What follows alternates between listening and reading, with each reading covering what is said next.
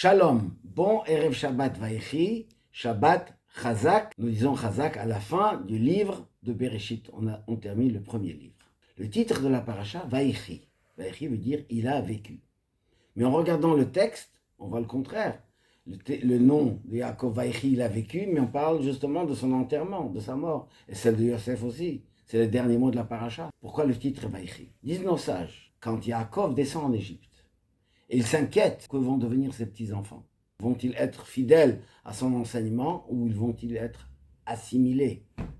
Alors, Yaakov, voyant ses petits-enfants, Menaché et Ephraim, identiques, comme Reuven et Shimon, et comme lui, comme ses parents, son grand-père Abraham. Alors pour lui, c'est ça la vraie vie de Yaakov. Pour lui, il est vivant. Disent nos sages, l'Omet, il n'est pas mort. Pourquoi? Parce que sa descendance est identique à lui. Nous, maintenant que nous nous préparons à Mashiach, on veut que quand Mashiach arrive, retrouve nos enfants, nous tous, fidèles à son enseignement, fidèles à celui d'Abraham, Yitzhak et Yaakov. Et c'est ce que nous devons faire de nos jours, de faire de sorte que Mashiach arrive très bientôt, et tous nos enfants vivront dans l'éducation d'Abraham, Yitzhak et Yaakov.